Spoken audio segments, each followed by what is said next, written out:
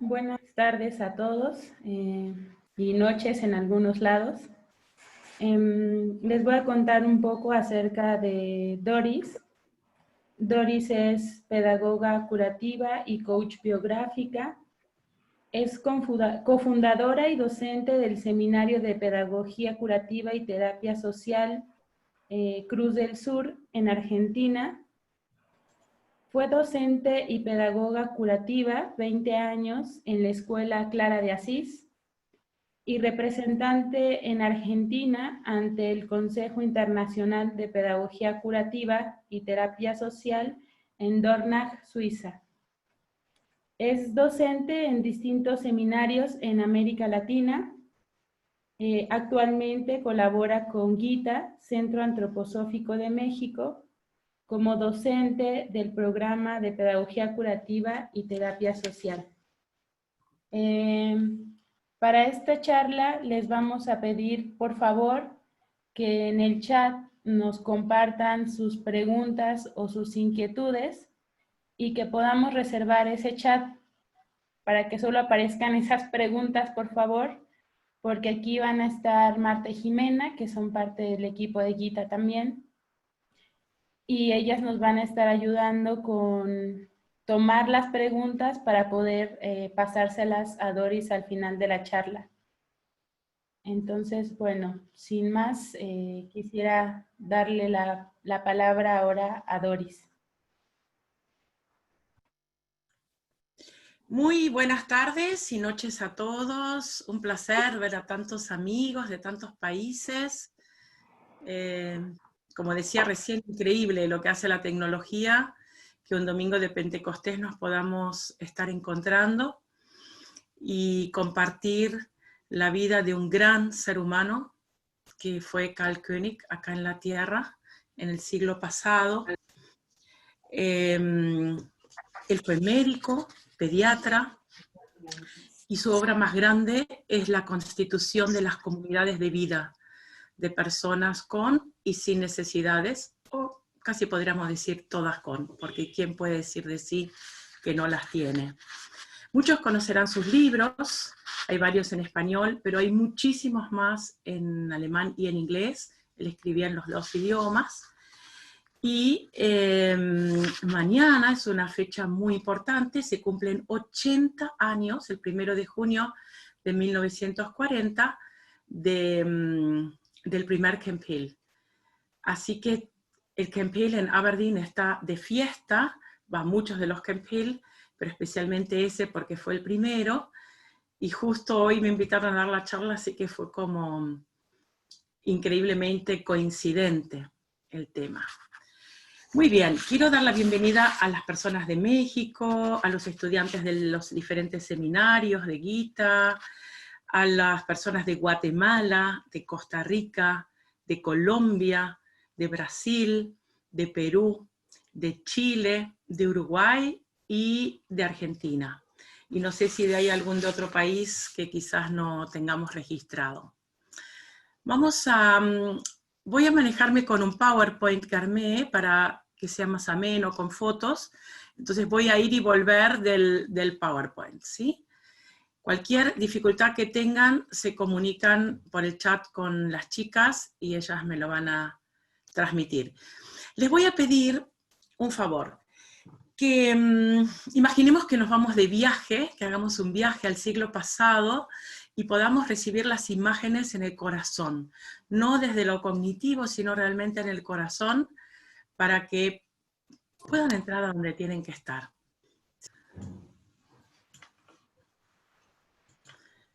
Muy bien, esta charla se llama Carl Koenig, un impulso pentecostal, semillas para la renovación social. Vuelvo a leer el lema, este es uno de sus lemas más importantes, vamos a ver varios a lo largo de la charla. Solo la ayuda a ser el encuentro de yo a yo y la percepción verdadera de la otra individualidad, sin cuestionar su condición religiosa, política, su mirada del mundo, sino solo el mirarse cara a cara de dos personalidades, genera aquella pedagogía curativa que sanando se contrapone a la amenaza de la humanidad más íntima.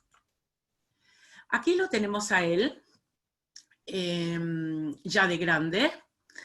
Esta era la imagen cuando se reía. Después vamos a ver a otras fotos más serias. Alegre, de talla baja, de cabeza grande.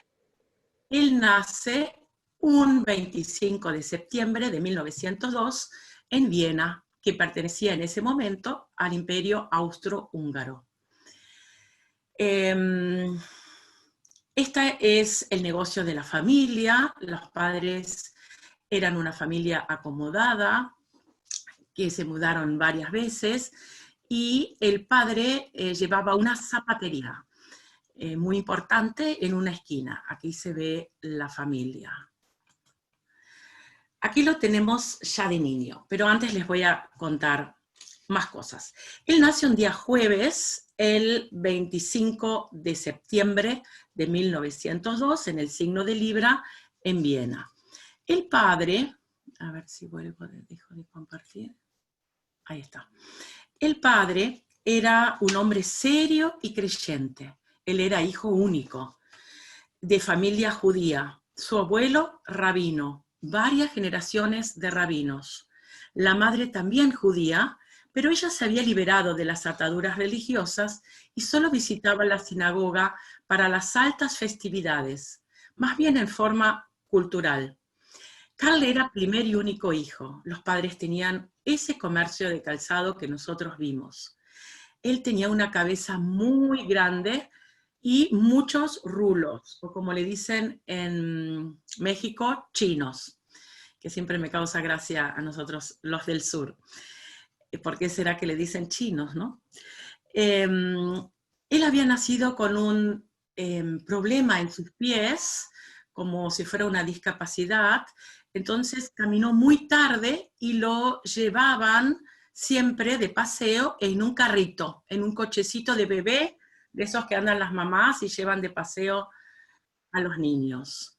Y ahí él se sentaba, él era muy curioso y muy atento, muy erguido, con su cabeza grande, en postura real. König, su apellido, significa rey. Entonces ya de pequeño le decían como el pequeño rey.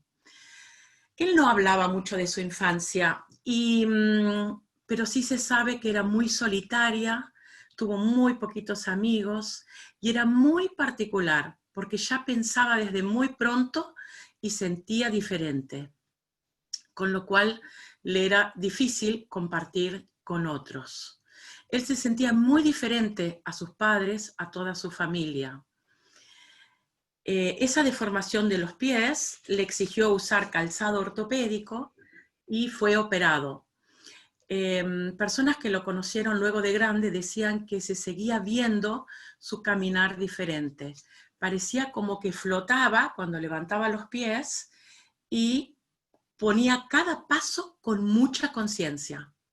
De hecho, él después escribe un librito de Andar, Hablar y Pensar, a donde él se ocupa mucho cómo los niños caminan, cómo hablan y cómo piensan. Él tenía un cuerpo ya en el segundo septenio colérico, como tenso, grandote, pero bajo. Medía solamente, imaginen, 1,60 m. O sea, menos que yo. Yo mido 1,67. Era muy pequeño para ser un hombre. Y toda su vida tuvo que usar calzado y trajes a medida. No le iban las prendas de confección. Siempre desastre. Sus brazos eran cortitos. Y se dejaba ver en sus características físicas una tendencia al poder y al servicio. Cómo dejarse servir.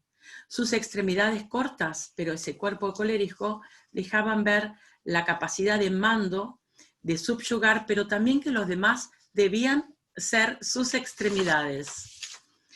¿Sí?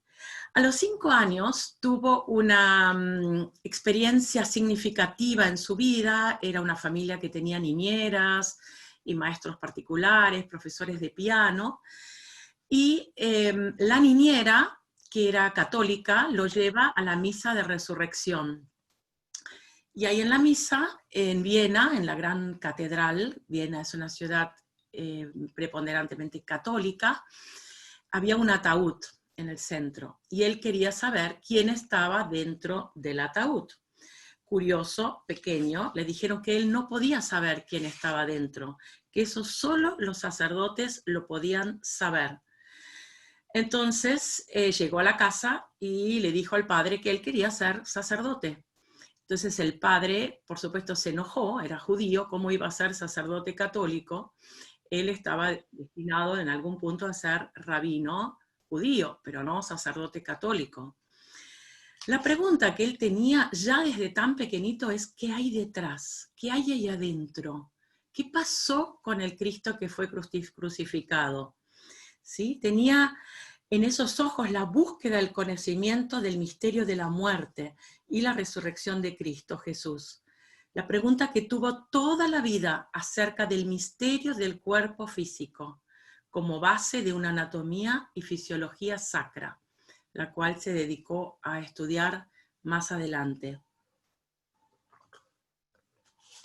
Era silencioso, solitario, no mostraba en ese momento necesidades anímico-espirituales. El padre distante, la madre más cercano, era nene de mamá, como decimos acá, y cocinaba muy bien la madre. Y en eso él se ponía mal cuando la madre cocinaba tan bien, porque se sentía que era injusto que él comiera tan bien y las personas en la calle no tuvieran que comer. Eran épocas difíciles, mismo principio, imaginen, él nace en 1902, estamos en el primero y segundo septenio 1912, antes de la Primera Guerra Mundial. Había muchas necesidades, hambres, disturbios y muchos mendigos en la calle. Su pensar maduró muy temprano, él comenzó a leer antes de los 7 años, sabía leer y escribir, y no solamente leía Robinson Crusoe, historietas de indios, sino que más adelante ya leía a Goethe, Schiller y toda la biblioteca del padre. A los 11 años tiene otra experiencia muy fuerte, donde los padres se encuentran escondidos en su armario de ropas, en su closet, una imagen de Cristo. Y eso, imagínense la furia del padre. Él iba por las calles y regalaba su ropa, su abrigo, sus zapatos, y podía ser que en pleno invierno llegaba descalzo a la casa, y los amigos de los padres que lo veían en la calle le comentaban después a los padres que su hijo andaba como un mendigo. Y la madre decía, ya no tengo nada que hacer, le compramos ropa y la regala. Y resulta que en el camino a la escuela donde él iba, había un edificio grande que tenía una inscripción que decía, lo que ustedes han hecho al menor de mis hermanos, me lo han hecho a mí. Fueron sus primeras palabras del Evangelio. Nunca había escuchado algo así como hijo de padres judíos, pero eso le llamó mucho la atención. Y ahí era como una especie de Cáritas. La gente iba, se podía donar ropa, zapatos, comida, y también había como una sala de asistencia, como una sala de salud, como un pequeño hospitalito. Y él frecuentaba ese lugar y entregaba sus cosas. Y bueno, y se ve que en ese lugar, que era de la iglesia, le habían regalado esa imagen, y él la tenía muy escondida porque sabía que no era bien visto en ojos de sus padres. Tenía una individualidad muy marcada, muy propia, no pensaba como los padres ni como sus compañeros. Él todo el tiempo, ya de muy pequeño, se preguntaba por la salud social del pueblo. La escuela, van pasando los años, en 1914 empieza la Primera Guerra Mundial, las necesidades eran cada vez más grandes, y la escuela no lo satisfacía. Entonces la madre le puso un profesor particular que paseaba con él a orillas del Danubio y conversaban sobre temas filosóficos. Pero un buen día este buen hombre llegó a lo de la madre y le dijo que por favor no le quería dar más clases a Karl, y porque no podía aceptar el dinero, porque el que le daba clases era el pequeño a él. Entonces no quería ser más el maestro. Y Carl también dijo, la verdad que es tiempo perdido, voy a seguir leyendo por mí mismo. Tocaba el piano y tenía un cuarto propio. Pero a medida que iban pasando los años, la situación acomodada desmejoró, porque toda la situación social de Europa desmejoró también, pero igual él pudo estudiar y de alguna manera hacer su vida. Con 13 años, la tradición judía dice que el niño se torna responsable por los mandamientos y se toma el llamado bar mitzvah, una especie de confirmación. Pero él ya estaba anclado en el cristianismo y se opuso mucho a este sacramento de la religión judía y le plantea al padre que no quiere tomarlo. A los 15 años, él paseando siempre por el Danubio, descubre la naturaleza, descubre el sentir y se conecta muy fuertemente con Dios. Y comienza a sentir que Dios es tan grande que de tanta grandeza no se puede ver. Y se pregunta dónde está. Camina con pocos amigos a orillas del Danubio y va descubriendo la belleza de la naturaleza y la profundidad de las leyes del mundo. Mientras tanto, pasa de cristianismo ateo, donde pone en duda, lee a Haeckel y a Nietzsche, y crece la fe en el mundo natural. Ya sabe que quiere ser médico y vivir una vida verdadera y buena en Dios. Cambia de escuela porque tenía un amigo en la otra escuela y una vez que él veía un camino, se empecinaba en seguirlo.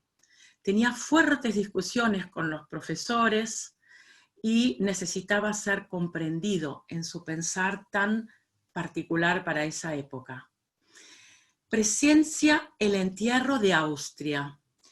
En el fin de la guerra del 18 se deshace el imperio austrohúngaro, con eso la Gran Austria, que era un gran imperio, que tenían su emperador, Francisco José, muere y es sepultado. Y toda la ciudad entera está de luto, y a él le llamó mucho la atención el glamour del luto, los autos brillantes, las mujeres de negro y los desfiles interminables de día de la muerte de Austria, su hermoso país. Esta imagen él la retoma en un cuento que escribe más tarde de Navidad.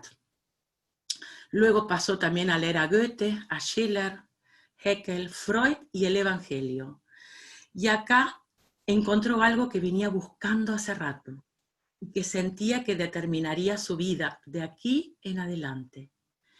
Comenzó también a frecuentar grupos políticos sociales, grupos de trabajadores, buscando siempre una reforma social. Él no estaba conforme con la vida que él tenía, que era acomodada, y pensaba cómo se le podía dar a todas las personas una vida mejor, igualitaria, fraterna, a donde cada cual se pudiera desarrollar desde su individualidad. 16 años tiene. Y más adelante se encuentra con libros de Adolf Stirr que lo guiaban en filosofía, psicología y el mundo de los sentidos. Este autor lo encaminó a través de lo amoroso, de la búsqueda del conocimiento. Lo toma la búsqueda de la realidad acerca del mundo exterior, pero él se pregunta cómo se genera el mundo de las representaciones y el pensar en sí mismo. O sea, descubre el sentir y ahora quiere saber cómo se genera el pensar. A ver, vamos a ir a una foto a la edad que tiene.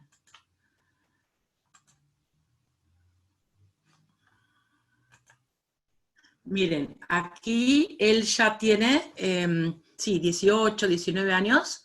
Los jovencitos andaban así de traje. Y está la biblioteca y él, bueno, estudiando y leyendo.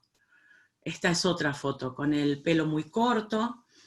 bigote, cómo se usaba, la mirada seria.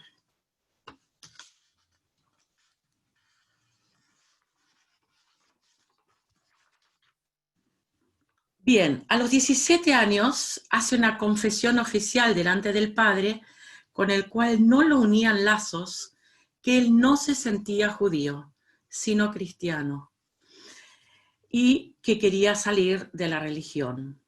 Esto fue otra pelea con el padre. Muchos meses tortuosos habían pasado antes de poder hablar con el padre. Escribió en su diario: el dolor del mundo yace en mí. Soy escogido para el sufrimiento, el trabajo y el hacer. Yo soy humano. Termina el bachillerato y hace un curso preparatorio para la Universidad de Medicina. Tenía que estudiar latín y algunas materias como si fuera un ciclo básico que lo preparaba. Pero ese mundo era muy seco para él, porque él escribía poesía, tocaba piano, y ahí en la facultad él quería ser médico y por eso pasó por esa situación. Pero era un mundo demasiado abstracto en aquel entonces, imaginen ahora. Y muchas veces en sus 18 años y medio, en su nodo lunar, tuvo sentimientos depresivos y suicidas a veces. Buscaba su yo y decía: todo el conocimiento yace en el yo. Pero era muy joven para esto. Entonces siente la profunda unión con la naturaleza y Dios, que también es interrumpida y que requiere un trabajo, que tenemos que hacer un trabajo para encontrar la unión con Dios y el conocimiento. Y su autoconciencia tiene fuertes raíces y él mismo se dice: vendrán días que le pertenecerán al futuro, pero lo que yo seré, lo soy yo. O sea, una percepción nodo lunar de su yo.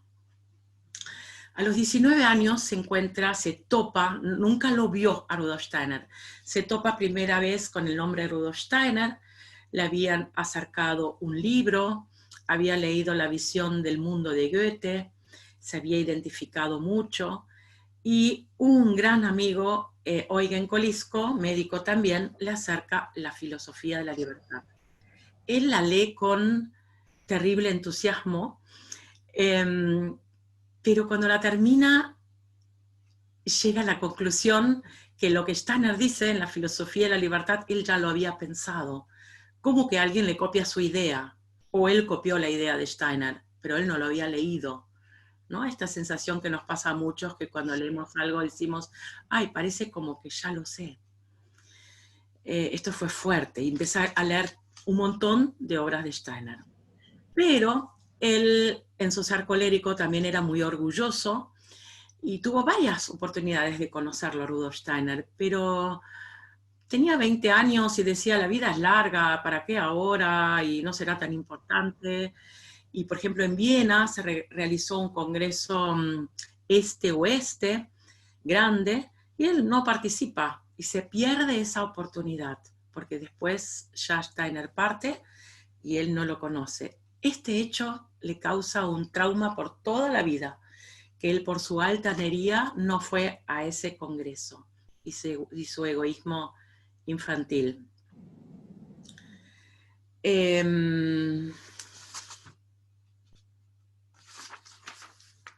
Bien, en su estudio de medicina tiene anatomía, fisiología, embriología y todas las materias de medicina. Lo que le llama mucho la atención es la embriología, la génesis de ese ser humano a quien él estudia. Y ya desde primer año, también acá se tiene primer año en embriología, él investiga y entra en una comisión de investigación de la embriología, y le da mucha alegría descubrir que las capas del ser humano se generan antes del ser humano mismo. Y ahí encuentra el paralelismo con la ciencia espiritual. Lo sigue desarrollando más tarde y hasta tiene un librito de embriología muy interesante con ideas muy propias que él mismo desarrolla. Él no repite ideas, sino que él todo lo pasa por sí. Fue uno de los primeros que hace esto después de Steiner. La mayoría solo repetían las conferencias. En ese instituto de embriología él trabajó por 3 años para ganar un dinerillo. Y también conoce la pedagogía curativa, cuyo instituto fue dirigido por Asperger, por Hans Asperger. Y cerca de Viena también se encontraba el Instituto Levana, que habían fundado Deinhardt y Georgens, que era un instituto que quien lo escuchó a Jan Goeschel hablar lo nombra mucho, el primer instituto de pedagogía curativa en 1861 se había fundado, el nacimiento de Steiner, y en ese instituto se visualizaba una pedagogía curativa tripartita, no polar de medicina y educación, sino que además de la medicina y de la educación incluía lo pastoral, ese encuentro espiritual con el niño con necesidades especiales, que después con los años fue desapareciendo en el enunciado, pero que seguimos realizando. Y ahí le empieza a picar esa idea, ¿qué hay ahí atrás, ¿no? Y cuáles son las corrientes que conforman esa pedagogía curativa. En su estudio se siente desmoralizado por el terrible materialismo y busca algo que en alemán se llama el Heilerwille, la voluntad de sanación. ¿Cómo un médico puede, o un terapeuta, un pedagogo curativo puede adquirir esa voluntad para sanar? ¿De dónde procede? ¿Dónde se aprende? ¿No? Es innato, se trae, se aprende, se educa. Él, que era algo que también investigaba mucho Ita Beckmann, una gran maestra para él. Y en ese tiempo, donde hace esa investigación, él desarrolla las capacidades del pedagogo curativo, y así como lo describe en el año 24, o sea, estábamos más o menos en la misma edad, Rudolf Steiner, el curso de pedagogía curativa, que es la capacidad de veneración de lo pequeño y la compasión objetiva, y tantas otras capacidades. Él se fue uniendo a esos grupos sociales y estaba firmemente convencido que debía haber una metamorfosis en la vida social. El ser humano individual debía transformarse, trabajar en lo espiritual para dejar los frutos a la tierra y al cosmos y al destino del otro. Tenía una gran veneración por el mundo divino, que esa veneración por la naturaleza y el mundo divino se tornó idéntica con la veneración hacia el otro ser humano, que fue algo que él siempre desde pequeño tuvo. Esta investigación de Dios y del ser humano fue la base de su búsqueda de unas formas diferentes de vivir, que más adelante dan las formas de Kemp Hill, a donde está incluido lo social crístico para todos. Dice, aquel que quiera buscar o fundar el reino celestial entre humanos en la tierra, debe transitar por las más duras pruebas y acusaciones. Debe aprender a buscar las imperfecciones primero en sí mismo y sobre todo practicar la tolerancia y la paciencia. También él debía caminar este sendero largo y dificultoso, practicando la compasión, recordando el acto de amor con humildad. Él lo practicaba diario y le costaba mucho. Él sufría desmedidamente el dolor y el desaliento del pueblo, el hambre, la desolación.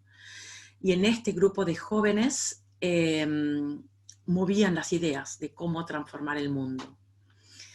En 1925, con 23 años de él, parte su maestro, Rudolf Steiner, a quien no conoció en vida, y dice, la noticia me estremeció hasta la raíz de mi existencia.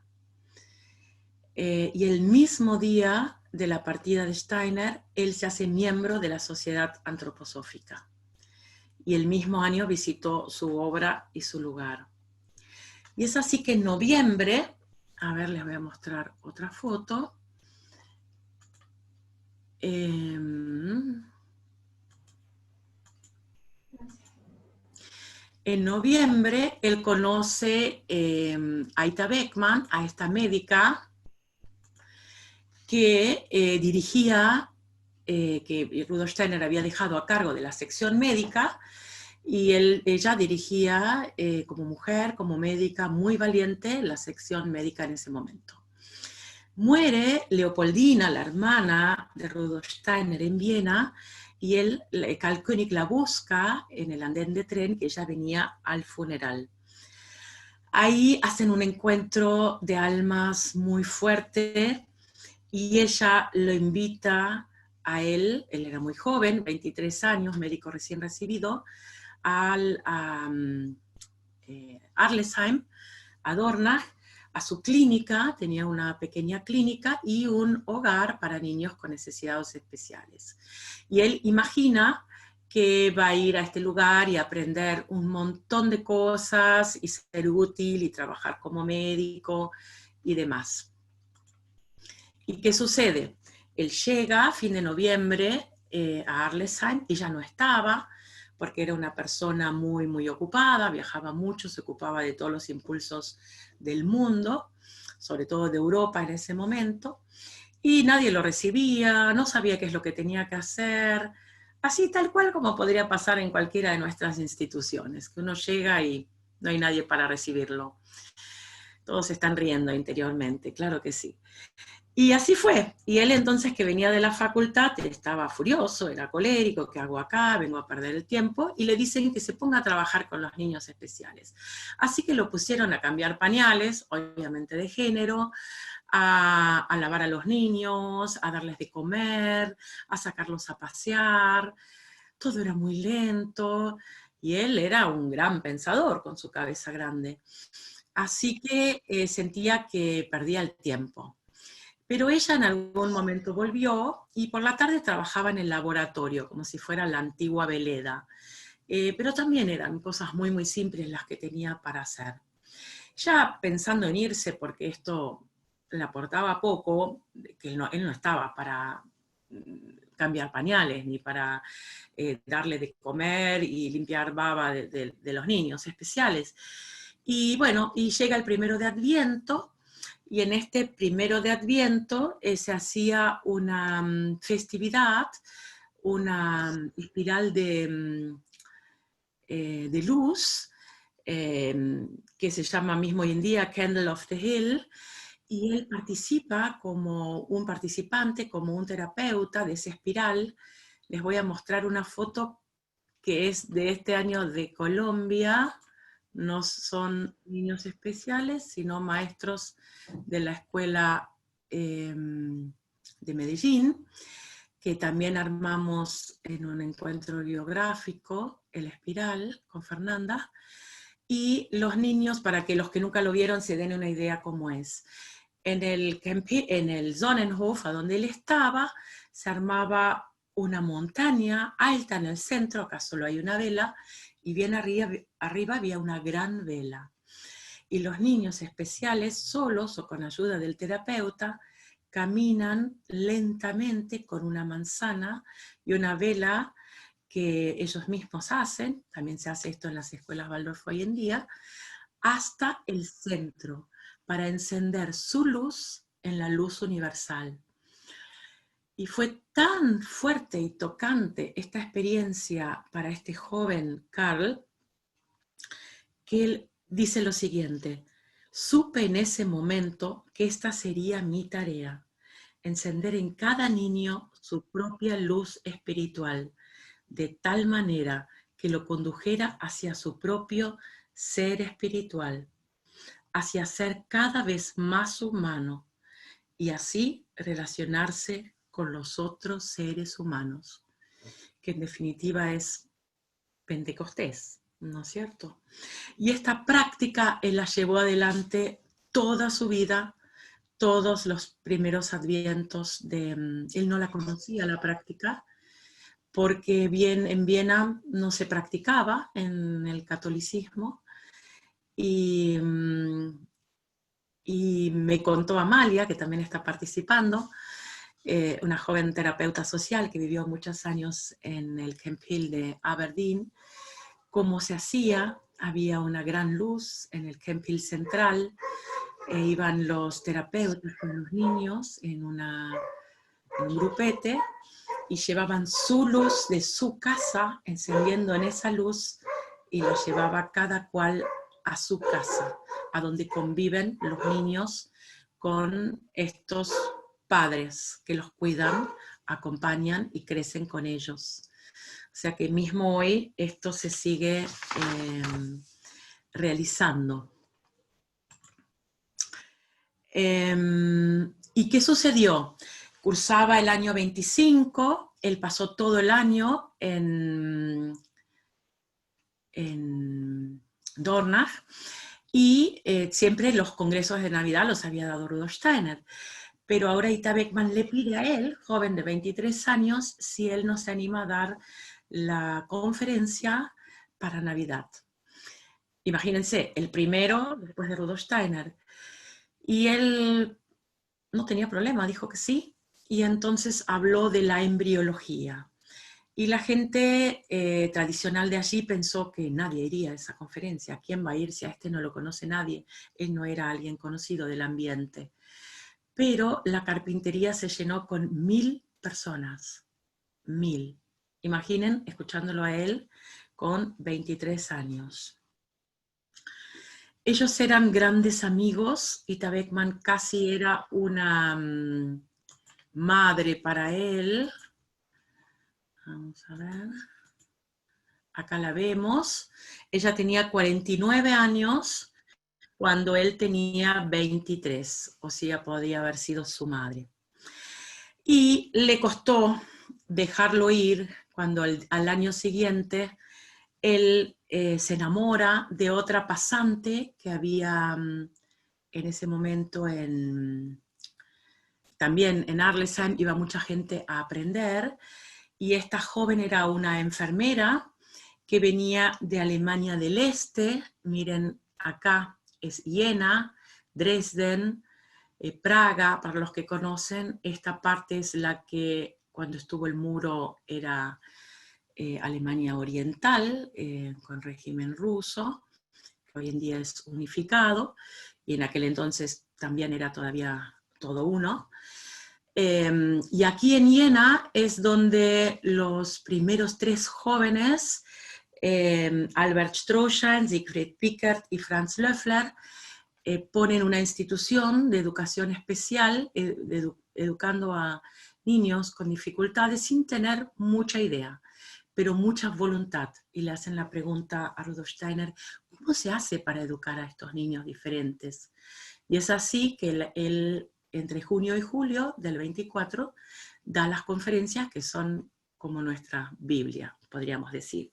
Pero en esta zona tan rica de Alemania del Este, ¿sí? A donde Lutero tradujo la Biblia, donde Bach vive y hace su obra en Leipzig, donde Goethe vive y hace su obra también. O sea, todos los grandes pensadores eran de este lugar que quedó recluido. Y también de aquí procede su novia, esta enfermera, que tenía también una hermana especial, y tenían una institución muy cercana a este primer impulso. Y ahí, imagínense que ellos están, Suiza, aquí, está Basilea, a ver por aquí, ¿sí? Y él se muda, no sé si ven mi mouse, ¿sí, no? Acá, sí, gracias. Y se muda para ser el médico, por decirlo, institucional, escolar de esa institución, y bueno, se va enamorando de Tilda, se llamaba esta hermosa mujer, y ellos habitan en esta casa, miren qué casa, casi una casa imperial, a donde funcionaba esta institución. Entonces, su rol es cuidar de los niños especiales, o sea, ser médico, había cuidadores, y también él tenía una consulta, un consultorio muy amplio, venían a verlo personas de todos lados. Él pasa 7 años acá, se casa con Tila, acá lo vemos con su primer hijo, y tiene 3 hijos en esos 7 años en Silesia, en esta parte de Alemania. Es una vida donde él se dedica a estudiar, acá está Renate, ¿cómo se llama la otra hija? Son 2 niñas, y el otro nombre lo tengo. Bueno, sus 2 hijas, y después tiene 2 varones. Él se dedica a estudiar los trastornos del desarrollo. Él, todas sus observaciones las hace ahí, de los niños con dificultades, y trabaja mucho con Emil Bock, el sacerdote de la comunidad de cristianos, y viajan mucho en esa época más al este, a Praga y Dresden y todas estas ciudades, que era una época esplendorosa de arte, de espiritualidad, y él investiga también los antiguos misterios, por ejemplo, de Praga, de los reyes, una época muy, muy rica de viajes, de conferencias y de consultorio. Bien, pero antes de mudarse, viaja a Inglaterra a un encuentro mundial, a donde conoce a Rettelmeier y a Schubert. Schubert, que es el maestro de la clase de apoyo de la primera escuela Waldorf, y Rettelmeier, el primer sacerdote convertido del protestantismo a lo que sería la antroposofía, la comunidad de cristianos. Y él le es muy fuerte ese viaje al Reino Unido, sin saber que 10 años más tarde él se radicaría allí para la fundación de los Kempil. Él era una persona molesta, dicen, en Dornach, porque en Dornach, imaginen, era todo muy acartonado, muy ortodoxo. Steiner ya no estaba, pero se repetían las palabras textuales y nadie tenía permiso a tener ideas propias, y él las tenía. Entonces había gente que le molestaba, así como Ita Beckmann también era molesta, y muchos otros que después fueron excluidos de la sociedad antroposófica, también él, pero eso en el año 35, mucho más tarde. Bien. Tila, su mujer, pertenecía a una orden, a una comunidad protestante no luterana, que es la orden de los Herrenhuter. Es una orden que es muy antigua, lleva varios siglos en Alemania del Este, y él, cuando ingresa en la iglesia de la comunidad de su mujer, de su novia, donde él también se casó, tiene recuerdos de otra vida, de haber estado ahí, y de un maestro de él, que era el conde de Zinzendorf. Y él, es muy fuerte lo que a él le sucede. Él percibe la luz, el espacio, los sonidos de ese lugar, y lo retrotrae a una encarnación anterior. Él dice que tuvo varias encarnaciones en Palestina, y antes una allí. Se casa el 5 de mayo del año 29, o sea, con 26 años, casi 27. Ella era una persona muy buena, muy suave, muy espiritual, y él le dedica toda una vida, aunque después se distancien. Ella le hace mucho bien, porque lo calma, le hace observar, le trae paciencia, y ella le escribe: me has dado un corazón confiable y alegre, y he recuperado juventud. Por su seriedad y sabiduría uno creía que tenía más edad. Es la primera vez que siento que mi corazón puede descongelarse. Creo que puedo redimir mi destino junto a ti. El cristianismo interior en su alma y la profunda espiritualidad del paisaje exterior lo hicieron. ella lo ablandaba. A cabo de 8 años que vivió allí, tuvo una cartilla de 40.000 pacientes. Imaginen eso. Relata la gente que cuando iban a la consulta con él,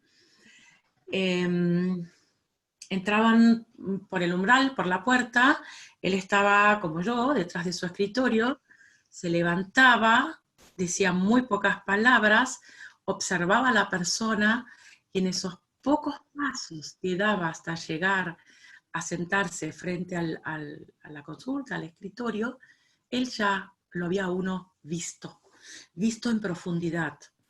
Acá en Argentina decimos, lo había calado, pero no es una expresión latinoamericana. Lo había visto en su ser, había visto cómo caminaba esa persona y podía hacer un diagnóstico, era excelente en el diagnóstico del movimiento. Podía ver, mover a la persona y sabía qué le pasaba, cómo era, con esos pocos pasos. Y también su situación del alma. Entonces las personas contaban qué le pasaba y se sentían sanadas porque él podía contactar y hacer ese encuentro profundo con el otro. Y después indicaba algún medicamento, pero en realidad la sanación ya había empezado en el encuentro que ellos dos tenían. Eso relatan muchos pacientes de él. Y así comienza una de sus más grandes investigaciones, cómo se hace para redimir las fuerzas del corazón de hielo y buscar las fuerzas de resurrección, aclarando el karma, ordenándolo y sanándolo. A los 30 años era muy amigo de Emil Bock y de hecho su hijo Friedbart también vivía en Kempil hasta en sus últimos días, me contaba Amalia. Ellos fundaron para Pentecostés, un día como hoy, una escuela libre para el trabajo social, porque había mucha necesidad social. Imagínense que estamos en el año 35, ya estaba el nazismo, Hitler ya había ganado las elecciones, ya estaba cabalgando por Europa el nacionalsocialismo. Entonces fundan esta asociación con 30 años. Y con 33 años él era alguien que siempre necesitaba algo nuevo, él decide volver a Viena, ya sus desafíos se habían agotado en Silesia, y él vuelve a Viena con su familia, con sus hijos. Y en Viena él se siente nuevamente familiar, era su ciudad, su tierra, sus padres, sus amigos. Sigue leyendo con varios jóvenes, leen el curso de jóvenes, eran todos amigos judíos que leen lecturas de Steiner, ¿no? O sea, crísticas. Y deciden juntos fundar un lugar para que los niños con necesidades anímicas especiales puedan sanar su alma y puedan vivir con otros y que fuera una semilla de sanación de la sociedad.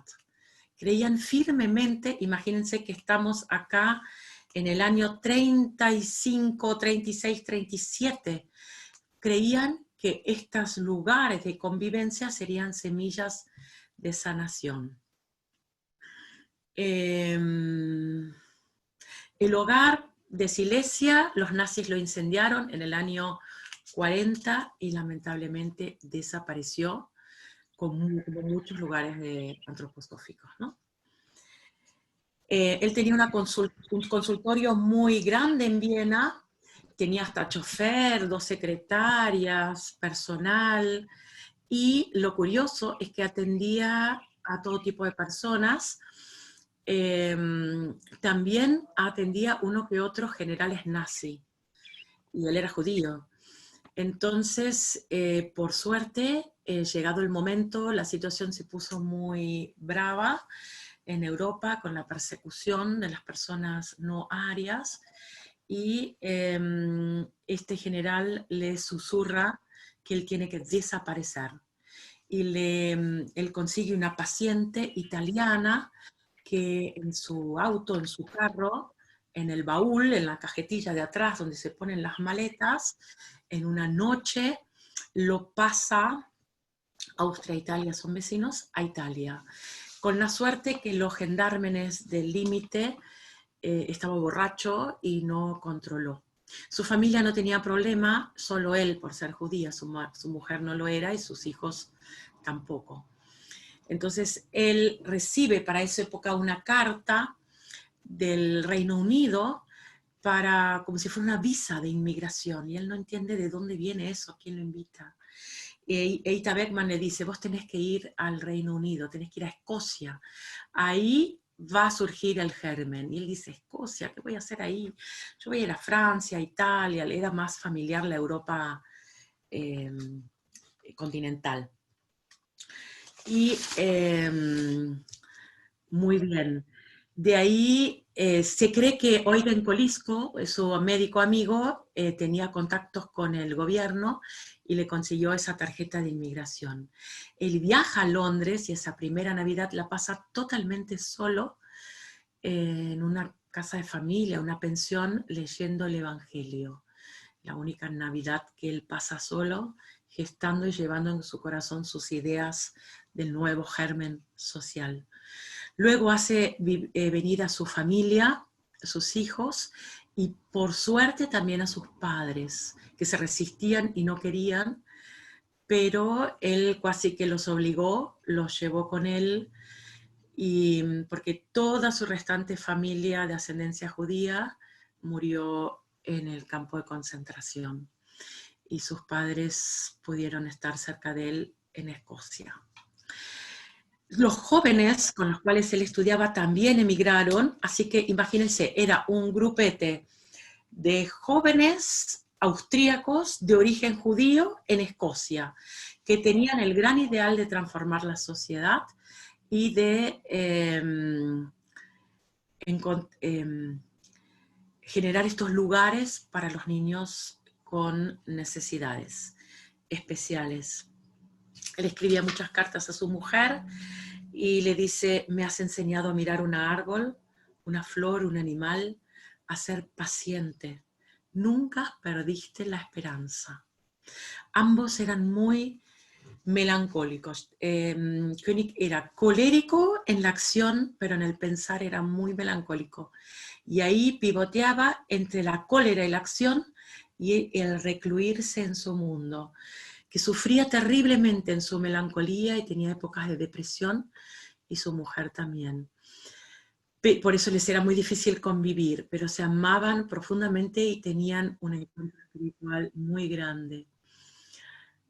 Su nieta, John Slee, que ahora es parte del Vorstand, del directorio del Goetheanum, me contaba cómo en realidad ella fue quien sostuvo a la familia, y los hijos, y crió a los hijos, y sostuvo el calor, y siempre estuvo al lado sosteniendo la obra mientras él viajaba en el mundo y hacía todas sus obras y fundaciones y conferencias. Bien, les muestro otra foto. Aquí, esta fue la primera casa, Kirkton House, que le fue cedida en Escocia. Estuvieron un corto tiempo, y ahí empezaron a vivir estos jóvenes con sus familias, los que tenían, y lo curioso es que las personas del pueblo, esto era en medio de la campiña, de la nada, les traían los niños. O sea, no hicieron ninguna difusión y la gente les traía a los niños para que sean educados y sanados. Y empezaban a quedarse y a convivir y a hacer la huerta.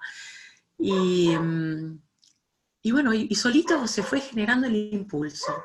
Y se vivía como en una gran familia, pero esta casa solo era transitoria. Cuando sucedió que la persecución también llegó a Escocia, entonces de pronto los hombres fueron prácticamente secuestrados, separados de sus familias e internados. Él fue internado en una isla entre Irlanda y Escocia, Isle of Man, y Irlanda y Escocia, sí, con otros hombres, y algunos fueron trasladados a Canadá, unos pocos meses, no fue muy largo. Estaban en el exilio por ser judíos, y las mujeres quedaron en ese Kirkton House con sus niños propios, porque en esas comunidades se vivía la familia con los niños propios, más los niños especiales que se internaban. Entonces era todo como una gran familia. A él le decían father y a ella mother, eran como el padre de todos y la madre de todos, y por siempre lo nombraban así. También por ser el fundador, ¿no?, de este movimiento. Y ahí, en esa isla donde él estaba recluido, no la pasaban mal ni nada, las mujeres les mandan cajas de alimentos y de regalitos, y le llegó una cajita de lápices de colores. Y con esos lápices de colores, lo que él hizo fue, él hacía un gran trabajo meditativo, ilustrar el calendario del alma. Estamos ahora en el año 39, comienzo de la guerra. Y el calendario del alma fue escrito por Steiner en el año 12 y 13, 1912 y 13. Estas imaginaciones que Steiner tiene para cada semana del año, él las meditaba y las dibujaba con lápiz de color. Ahora les voy a mostrar. Cada semana una nueva imagen. Y después ideó él encontró que Steiner tenía una arquitectura en cómo armó el calendario del alma. Ustedes saben que tenemos los versos del hemisferio norte, que la gente que vive en el hemisferio norte, México, Estados Unidos, Europa, etc. Muchos no saben que nosotros leemos el verso inverso, el del sur, el polar. Los del sur leemos ambos, los que tienen ustedes en México y lo que dice nuestra naturaleza. Acá es otoño, hace frío, y no podemos leer la luz se expande en las vastedades del espacio. Entonces leemos ambos para tener a todos en nuestra conciencia. Entonces él dibuja el calendario del alma y comprende que hay una lemniscata a donde los versos se van espejando. Y él forma una cruz a donde pone siempre 4 versos, que les voy a mostrar. Bien, este es el verso que corresponde a esta semana. Es el 8, que comienza a contarse desde Pascua, que dice: crece el poder de los sentidos en alianza con el crear de los dioses, y me reduce la fuerza del pensar hacia el letargo del sueño. Si el ser divino quiere unirse con mi alma al pensar humano, debe de replegarse con humildad en la ensoñación. Y esta es la imagen que él dibuja para este verso de Pentecostés. En alemán dice así: Es wächst der Sinne Macht im Bunde mit der Götter Schaffen, sie drückt des Denkens Kraft zur Traumesdumpfheit mir herab. Wenn göttlich Wesen sich meiner Seele einen will, muss menschlich Denken im Traume sein, sich still bescheiden. Y acá pueden ver, a ver si lo puedo agrandar, no. Tienen los 4 que se espejan según su arquitectura, y la imagen se forman 12 cruces, 13 cruces, 13 por 4. Este es un trabajo meditativo muy grande que él hace, muy bello, que uno lo puede seguir. Pero ¿qué sucede? En el tiempo donde él está recluido, de enemigo, de extraño enemigo, así lo nombraban, las mujeres les ofrecen el edificio de Camp Hill, lo otro era solo pasajero, y acá ustedes ven, era como un castillito, Camp Hill, estos son los pioneros, mírenlo, acá qué pequeño que era, hasta tenía el tamaño de un jovencito, de un niño. Acá niños propios, niños con necesidades, jóvenes, terapeutas, a veces cuesta distinguir quién es quién. Acá les voy a contar una anécdota que nos pasó una vez. Fuimos a visitar una institución de terapia social en Argentina y había adultos y había terapeutas. Pero ¿qué pasa? Cuando uno convive tanto con ellos, uno se vuelve como ellos y ellos se vuelven como uno, porque uno se empieza a despejar. Entonces era tan difícil distinguir, porque no eran tan severos tampoco, que le pregunté a una chica cómo se llamaba, y hace cuánto que estaba, empezamos a conversar y tenía muchísimas capacidades y me contó que antes estaba en inclusión escolar, a lo cual pensé, es una joven que viene de una secundaria, de una prepa con inclusión y que ahora está en esta institución. Y resulta que era la fonoaudióloga. Pero tenía tantas capacidades esta joven que hasta hoy mis colegas se ríen de mí, pero a ellos también les ha pasado, a todos nos ha pasado que uno termina de confundirse. Bueno, vuelvo a las fotos. Entonces, estos eran los pioneros y, bien, este era Camp Hill House, que todavía existe, este espacio que le fue donado a este impulso, le llegaban muchísimas donaciones de todos lados, así como llegaban los chicos, los jóvenes, y muchos años más tarde, 12 años más tarde, recién los adultos, que por supuesto también eran los niños que habían crecido.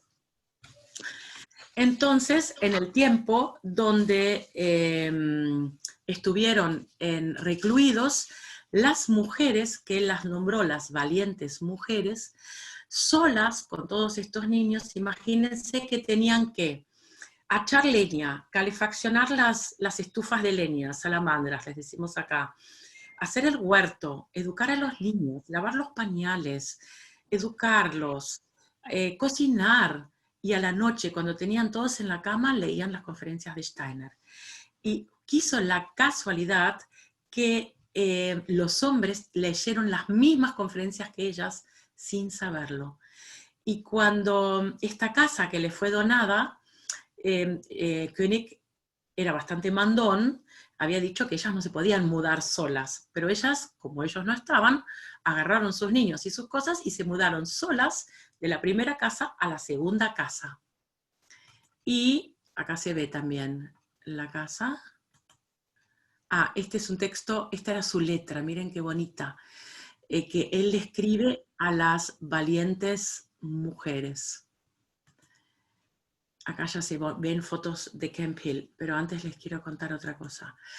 Mientras él está recluido, un buen día, él tiene una experiencia muy fuerte. Él es invitado a una cena muy importante, con muchas personas, y quien lo invita es el conde de Zinzendorf. Él reconoce como un maestro de otra encarnación. Entonces, él participa de esa cena porque siente que hay un mensaje importante para él, y era una visión que él tuvo, ¿sí? Esto no era real en el sentido de que sucedió. Casi como ahora que hacemos esas cenas por Zoom. Era una imaginación que él tuvo, pero para él era realidad. Y lo que sucede, él se encuentra con este conde de Zinzendorf, que era un iniciado, y él le dice que su misión, el conde le dice a Karl Koenig, le dice que su misión en la tierra, cuando él vuelva, era instaurar nuevamente las cenas de amor en las comunidades, que él lleve este mensaje, y que debía hacerlo de la siguiente manera. También se le llaman las noches bíblicas o cenas de amor. Todavía se hacen hoy en día en los Camp Hill. Toda la comunidad, o sea, la familia que vive en las casas, ustedes tienen que imaginar que a pesar que ustedes vieron un edificio muy grande, son como casas de familia con muchas habitaciones, donde vive una familia con los propios niños y con los niños con necesidades. Y a veces también algún otro terapeuta que se necesita. Y niños de diferentes edades, jóvenes, como una gran familia. Entonces, esto se hacía los sábados a la noche, en vísperas del domingo, del día del sol, del Señor. La familia espera en silencio, el padre de la familia enciende la vela, se comparte la comida, que debe ser muy simple, frugal, puede ser un poquito de pan, una sopa o algo muy simple, un jugo, y en esa cena todas las personas comparten del alma cómo fue su semana, todas, hasta el que no puede hablar, todas, absolutamente todas, porque no hay una jerarquía en esas cenas de amor. Y se escucha, se tiene paciencia, se espera hasta que el que le cuesta hablar hable y demás. Luego uno se retira a la sala o se retiran las cosas de la comida y se trae el Evangelio, sigue la vela prendida y se leen las lecturas, una lectura del Evangelio. La primera lectura que se leyó, que Calculi quiso leer y leyó, fue la lectura de la Samaritana, de Juan 4. Sí, pero sobre todo se elegía el Evangelio de Juan. Y luego se cerraba el Evangelio y nuevamente se compartía. ¿Qué le decía a cada uno ese pasaje? Y todos participan, sin ninguno da cátedra, ninguno da un sermón. Lo que es, se apaga la vela, esto es corto, no dura muy largo, se cierra la Biblia y cada cual en silencio se retira a sus cuartos. Esto él lo entendió tan fuerte y tan grabado que cuando volvió del aislamiento lo quiso imponer ya mismo en la comunidad. Claro que había tantas emergencias en el año 40 que las mujeres dijeron, mira, no hay tiempo para eso, tenemos tantas cuestiones técnicas, tenemos que resolver la calefacción, cómo conseguir pañales, como esto, como lo otro, como en nuestras escuelas, siempre hay tantos temas tan importantes, administrativos, económicos, prácticos, que a veces no nos queda tiempo para leer y hacer el trabajo meditativo, que es tan importante. Bueno, en aquel entonces también era así.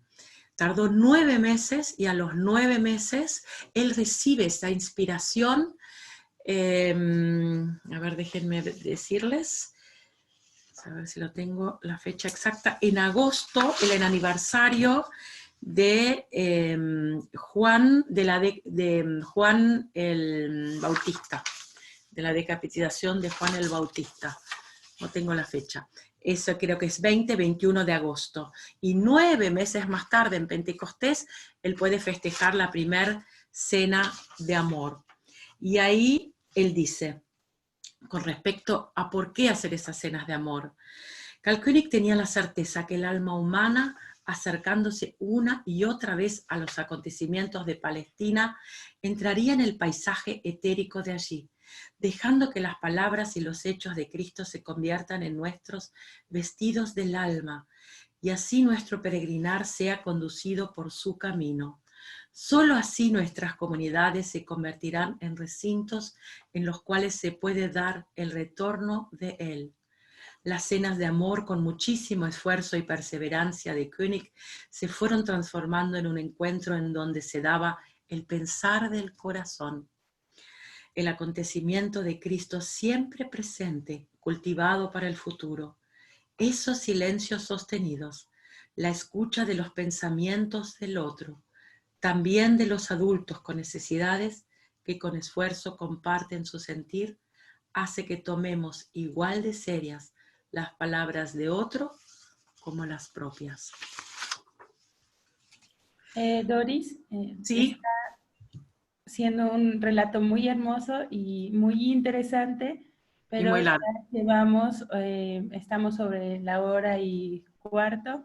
Y tenemos acá algunas preguntas, entonces, bueno, solo para Sí, comentarte y tú lleves el tiempo. perfecto. Muchas gracias, Ale.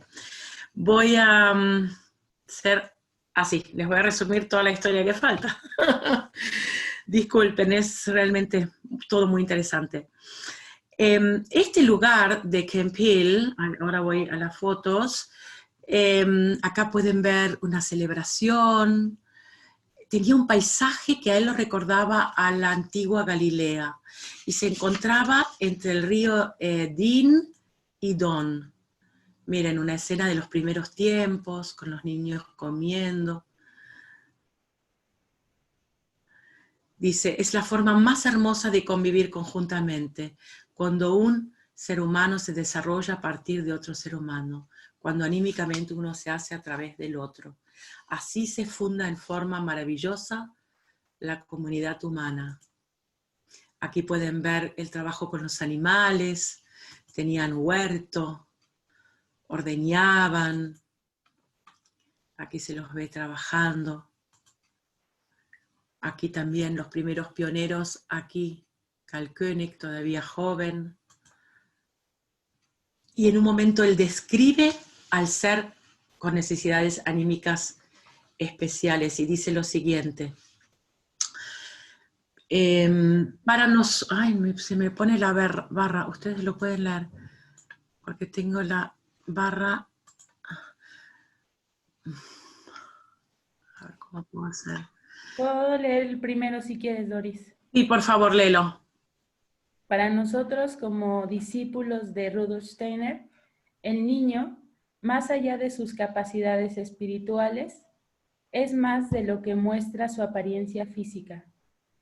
El niño es más que su cuerpo físico, más que sus sentimientos, más que una palabra expresada o no expresada. El niño hasta es más que sus éxitos. Es su manifestación. En su manifestación solo es la envoltura exterior de un infinito y eterno ser espiritual. ¿Qué significa esto?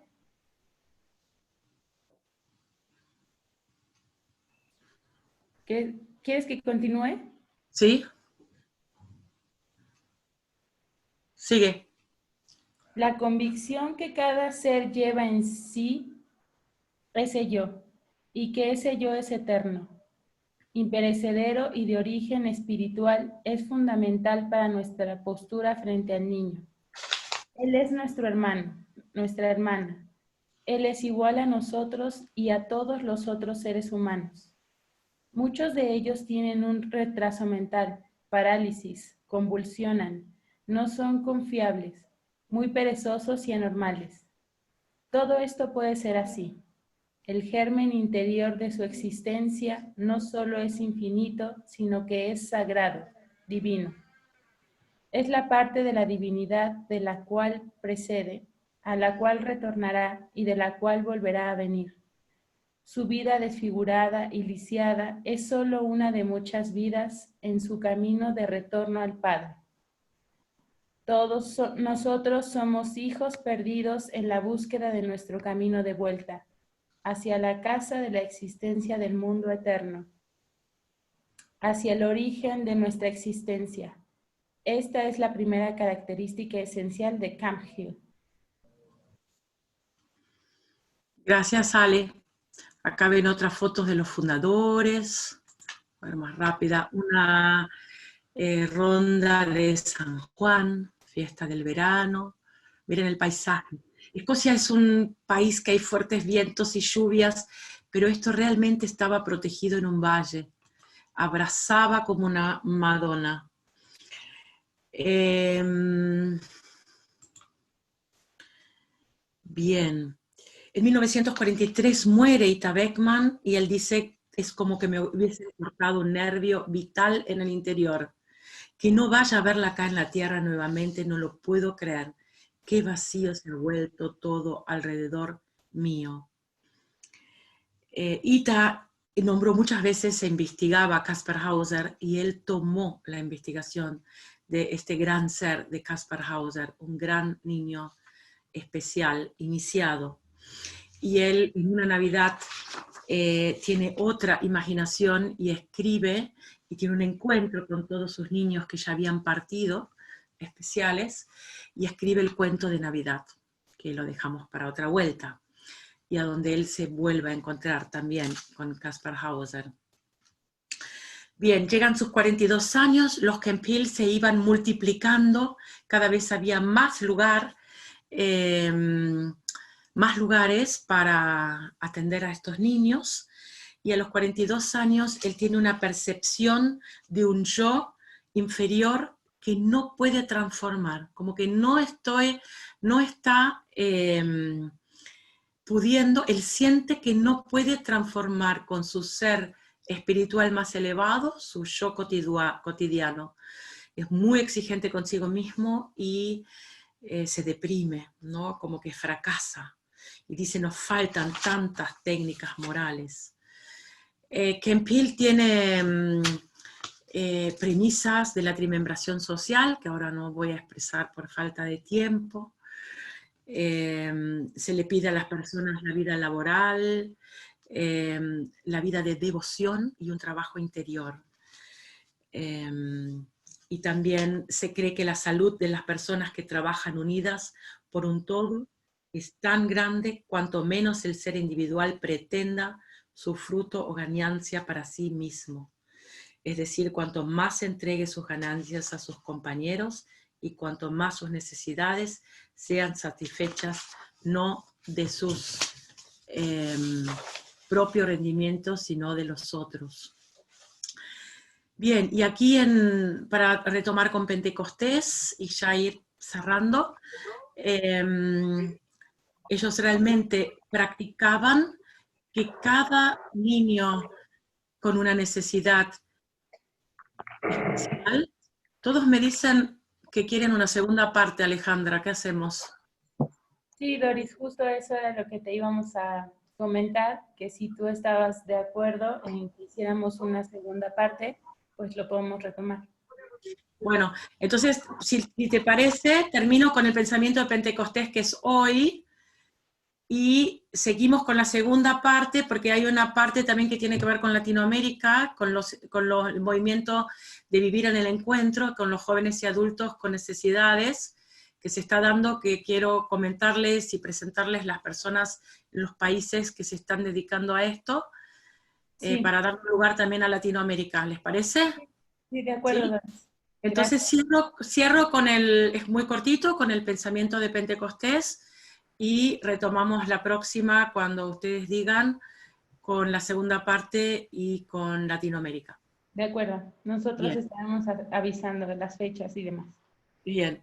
Estos nuevos núcleos de vida que fueron creados aspiran a ser semillas para una nueva sociedad, donde a uno no cuida del otro, sino uno se va sanando por el encuentro con el otro. ¿Sí? O sea, los terapeutas en estas comunidades de vida no vivían para los niños especiales, sino con los niños especiales. ¿Sí?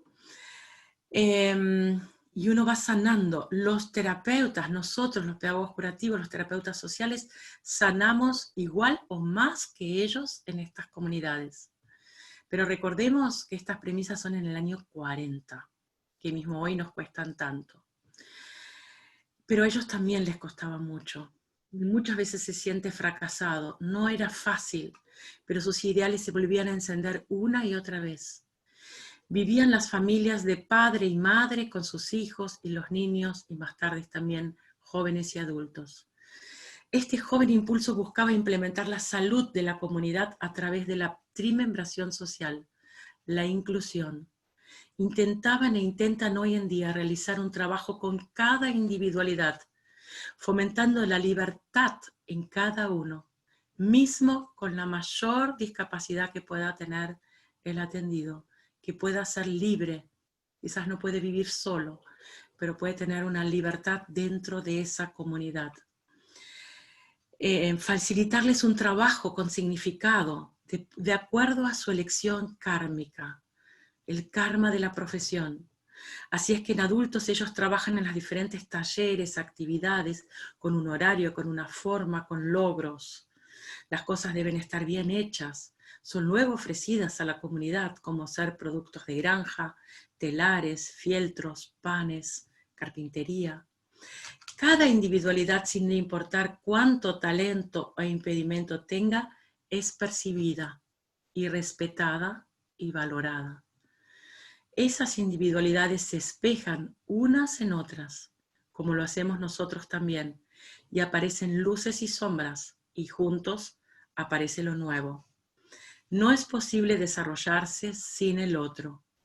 Me torno más humano entre humanos, un dicho que lo caracteriza a Carl Koenig. Cuando eso sucede, el ser decide vivir en comunidad. De hecho, hay muchos jóvenes que hacen experiencias, voluntariados o permanecen toda la vida en estas comunidades de vida. Me decía una amiga querida que cuando uno vivió tantos años en una de estas comunidades, vivir luego sola con su pequeña familia fuera de la comunidad era muy difícil. Uno extraña los encuentros, las fiestas, la contención que se recibe y que se da. Ese interés por el otro. Como terapeutas sociales, buscamos realizar y fomentar en niños, jóvenes y adultos. Hace que podamos trascender las máscaras que algún día nos pusimos y comenzar a ver quién es el otro y quién soy yo. Él habla mucho de las máscaras, ya les voy a contar. Nos vamos puliendo y logramos muy de a poco comprender la lengua del otro, su ser, su pensar, su sentir y comprender por qué hace lo que hace. Esto es Pentecostés, percibir desde mi individualidad la llamita divina del otro. Y muchas llamitas hacen a nuestra comunidad, ya sin intereses meramente egoístas, sino solo altruistas. Existen momentos mágicos en los cuales tenemos esos encuentros de futuro con otro ser, donde sentimos ese calor, esa comunión y que las palabras sobran. Son encuentros espirituales de amor. No me refiero al amor de pareja, en el que también esto puede suceder. Quien conoce el cuento del enano Puck recordará que le dice que cuando dos se encuentran de esta forma, emiten brillitos de arco iris que se expanden al cosmos. Esto lo vemos a diario en nuestros niños jóvenes con necesidades anímicas especiales. Esta comunión humana que sucede es una ofrenda al universo, es un Pentecostés del encuentro humano. Practiquémoslo más y más. En 2012 organizamos un congreso de jóvenes y adultos con necesidades en Argentina.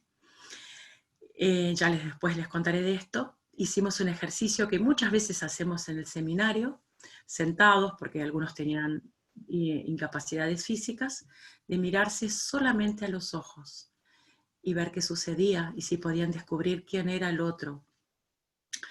Ellos pudieron mirarse mucho más largos que todos nosotros. Fue emocionante lo que sucedió. Algunos no hablaban. Recuerdo a tu atendido, Paula o Iracema, a Joao, con mucha dificultad expresaba y nos contó lo que había visto en el otro y todos pudieron ver la esencia y con sus dificultades expresaban, pero fue increíble porque en un ejercicio de 10 minutos lograron ver realmente la esencia de conectarse con lo otro, lo que a nosotros nos cuesta muchísimo más. Son ellos que pueden vivir Pentecostés como más simple, porque no tienen tantas máscaras. Así que buen domingo de Pentecostés para todos y ya nos seguiremos viendo. Muchas gracias a todos los que participaron. Buenas noches. Doris, ¿quisieras que mandemos las preguntas por correo o Marta y Jimena ya tienen aquí 4 que... no, 3, que están...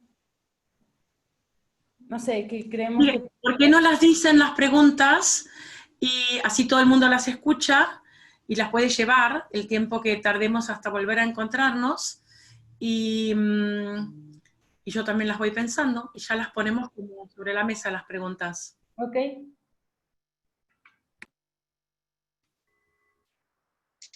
Muchas gracias, Ale. Bueno, tenemos varias acerca de libros y empezaremos con un comentario que nos dijo Lilian Brodnitz. Decía, similitud entre judíos y niños especiales. Gran intuición que tenía Carl Kuhn. ¿Quieres decir otra? Sí, también una pregunta que surgió es de Roxana, nos pregunta, ¿cuál será el germen social al día de hoy con todo lo que estamos viviendo? Luego, ¿sobre qué libros estamos hablando? Si hay algún libro escrito sobre los reyes de Praga. Una que contestaron ellos mismos, ¿cómo se llama la nieta de Carl? Que es... John Slee. Gracias. ¿Y dónde se pueden ver las ilustraciones de Carl Kuhn, del calendario del alma? Ah, eso lo puedo contestar. Esto lo venden en las librerías, son todas unas tarjetas, así como le saqué la foto, así son, imágenes sueltas que una cada semana lo puede ver. Quizás algo importante para quien quiera investigar, hay una página que se llama Carl König Institute, Institute en inglés o Institut en alemán, que pueden entrar, que hay muchísimo material en inglés y en alemán, pero hay mucho en inglés, no hay en español todavía. Y ellos, este instituto en Berlín, se ocupa de investigar y de publicar una inmensidad de libros y conferencias y palestras de él, y hace un trabajo también de Kaspar Hauser, increíble. Yo estoy en contacto con ellos todo el tiempo, y muchas de las fotos que les mostré son de ellos. Ahí pueden leer y ahí están todos los libros que fueron publicados. Los pueden encontrar ahí, los pueden pedir. En México se puede pedir por Amazon, nosotros no, pero en algunos países de Latinoamérica sí se puede. Esas imágenes de Carl König no tienen casi, están en 8 idiomas, el calendario del alma en 8 idiomas. Las otras preguntas, sí, las vemos la vez que viene. ¿Cómo ser la nueva sociedad? Diría que lo podemos trabajar juntos. ¿Hay alguna relación entre los conceptos de los kibbutz en Israel con Camp Hill en cuanto a la construcción social? Eso no lo sé. Si la persona la sabe, no lo sé. Bueno, los Camp Hill están basados en lo crístico, ¿cierto? Fuertemente en la antroposofía. Y los kibbutz tienen que ver con la cultura judía, y con la religión judía, por supuesto, también. No sé, es el evangelio que divide las aguas ahí, ¿no? Pero son los preceptos crísticos que Carl König instaura, así con... sí, Cristo era judío, pero trajo lo que trajo. Bueno, no nos vamos a meter en temas religiosos, que por ahí puede dar una conferencia. Yo no soy la persona idónea para eso. Bueno, Doris, eso sería todo. Le daríamos la palabra ahora a Pedro y Ana Paula. Muchísimas gracias. Gracias a ustedes. Gracias, Doris. Yo quería agradecerles por la asistencia, el interés. Bueno, vamos a, ahorita Doris, a ver si podemos programar la fecha para la segunda parte.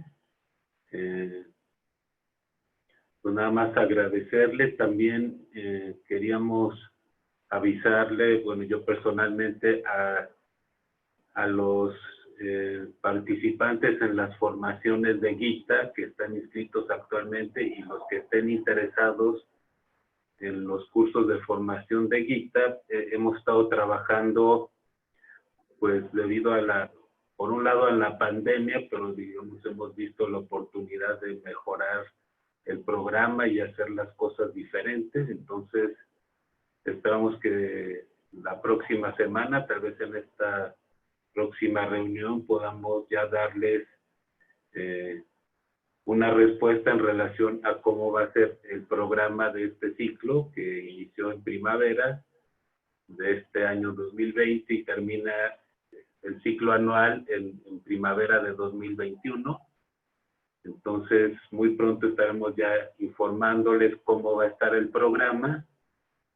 Pero lo que sí es un hecho es que ya, digamos, con la actividad del día de hoy, ya vamos a estar trabajando este mes de junio en actividades y cosas ya relacionadas al programa para este año.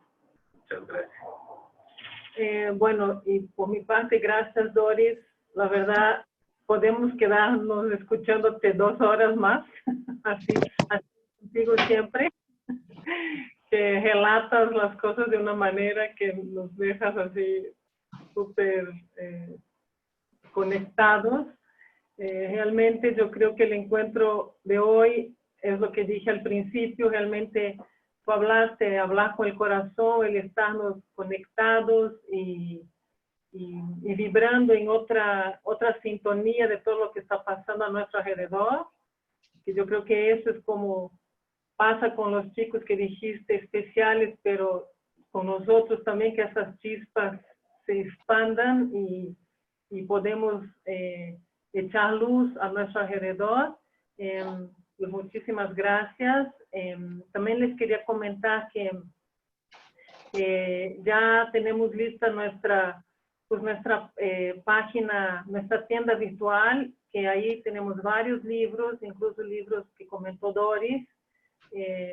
Tenemos descuentos en los libros ahora y también hay un botoncito ahí que es un botoncito de donaciones que permite que nosotros podamos seguir haciendo y esa es nuestra misión, ¿no? La misión que tenemos. Entonces, les agradecemos muchísimo y esperamos... y todo el remanente de los libros que se vende a través de nuestra página va a un fondo de becas, para apoyar a nuestros estudiantes. Entonces, pues le mandamos muchos saludos, que tengan un excelente fin de domingo y nos vemos muy pronto para seguir con la segunda parte, Doris. Un abrazo grande y buenas noches a todos.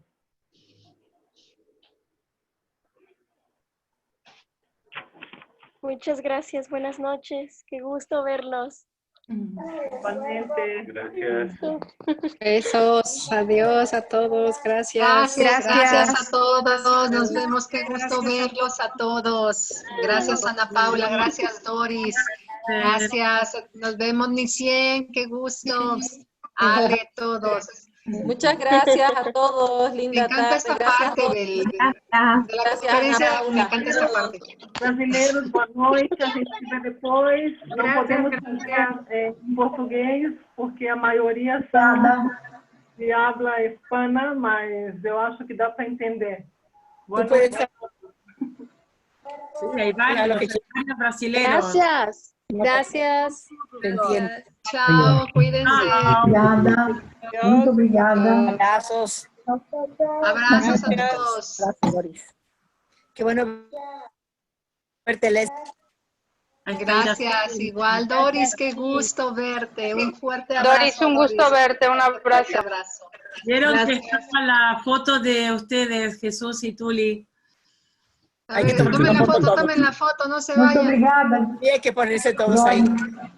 Iracema. Muito obrigada. Alimento anímico. Sí, gracias por estar. De todo siempre pueda, y hacer ese trabajo tan grande, Iracema, ya vas a salir en las próximas fotos de encuentro. No se vale que estén escondidos. No se vale que estén escondidos, Dori, porque ponen su nombre y no saben. Aquí estamos. Gracias, Doris. Saludos de Irene, y ellos. Hola, mis saludos. Ale. Chao. Sí, la niña, ¿dice algo? No, pantalla. Andrés. Es su Robena, ¿ok? Chao. Adiós. Gracias. Muchas gracias, Doris. Chao, Doris. Muchas gracias. Muchísimas gracias. ¿Quién me saluda? ¿Fue Diana? Yo, Vania, te saluda desde Chile. Te extrañamos mucho por acá. Muchas Sí, gracias por todo. tenía que ir ahora en junio, pero no tenemos aviones y cruce la No. cordillera. Aquí con el Te vamos a espíritu. esperar cuando sea. Cuando llegues va a estar bien. Gracias. Bueno, Vania, un abrazo a Chile y a todas las chicas del seminario, chicos. Se los daremos. Ah, está Florencia Sánchez de Rosario, mirá, Karina, qué linda, Marce, Leslie. Qué No los bonito. pude ver durante la charla, pero ahora sí me gusta verlos. Chao, Doris, Bueno. muchas gracias. Chao, que estén muy bien. Gracias, Doris. Salen Gracias. Adiós. en que se pongan. Não podemos Que não nos saiam peitos, né? desconectar. Não queremos desconectar, né?